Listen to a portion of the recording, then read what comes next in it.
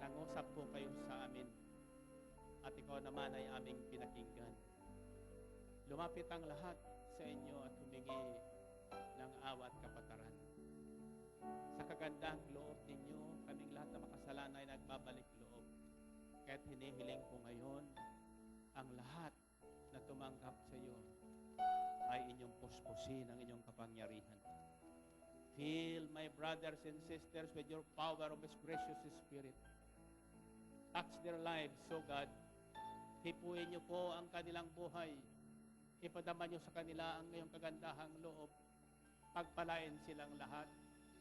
Palakasin ang kanilang kaluluwa. Palakasin ang kanilang makatawan. Lukuban sila parati ng iyong kapangyarihan.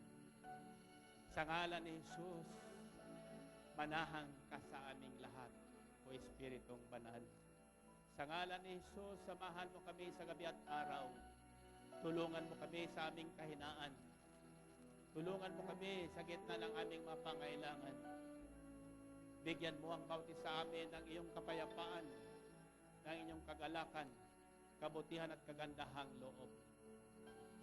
Madama ng bawat isa ngayon ang iyong kapangyarihan. Espiritong Banal, fill the hearts of your people right now. In Jesus' name I pray. Fill them with your power, O God. Touch their lives. Kuhin niyo po ang kanilang buhay. Baguhin ang kanilang kaisapan. Bigyan ng magandang kinabukasan. Pagpalain ang kanilang buhay araw-araw. Pagpalain at bigyan ng kapangyarihan ang kanilang makamay upang sino mang mapatungan makamay niyan sa pangalan ni Jesus kung may karamdaman ay pagalingin ngayon din. Lahat na hipuin na makamay na ito, tulungan mong magkaroon ng katuparan kanilang mga pangarap sa buhay.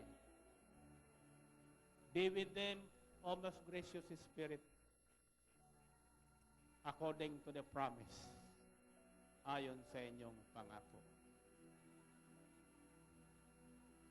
Sabihin nyo, Yahweh, mapagpalang Diyos, sa akin ay ipagkaloob nyo ang inyong Espiritu. Sa lahat ng panahon, siya ang aking makakatulong. Siya ang aking magiging lakas. Siya ang aking magiging kabutihan. Sa ngalan ni Jesus. Amen. Amen. Amen. Purihin natin ang Panginoon. Purihin ang Diyos.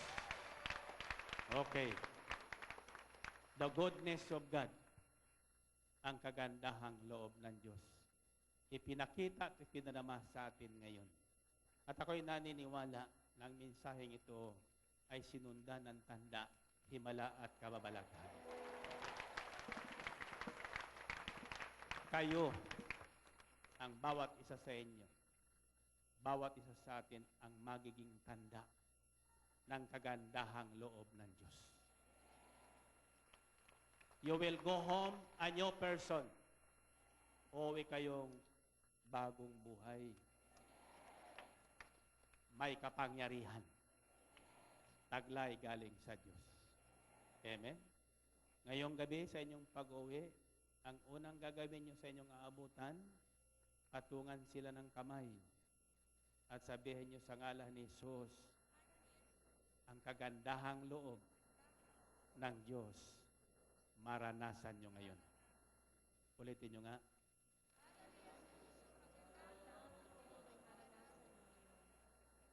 Sa ngalan ni Jesus, ang kagandahang loob ng Diyos, maranasan nyo ngayon. Utas nyo ang inyong mga daladalahan, bottled water, passports, handbags, everything. Upang yan ay basbasan ng Panginoon. Sabihin natin, Panginoon, basbasan niyo po ang masangkap na ito ng inyong kagandahang loob. Bigyan ng kapangyarihan. Akayin ang mga naliligaw sa pamagitan ng tanda, himala at kababalaghan na inyong gagawin sa pamagitan ng mga bagay na ito na aking tinataas sa ngalan ni Jesus. Amen? Amen. Okay, baba muli ang inyong mga hawak kamay at balik natin sa Panginoon ang malakas na papuri. Yung malakas. Okay.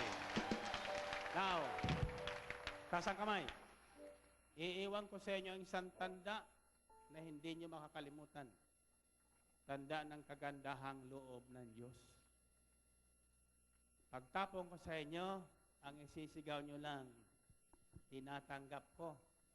Tinatanggap ko Ang himalang ito. ang himalang ito.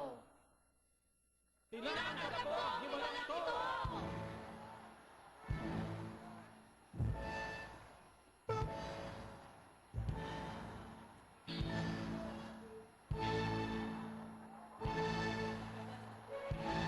Umayok ang taglay ang kagandahang loob ng Diyos. Amen. Salamat sa Diyos. Amen. Hallelujah.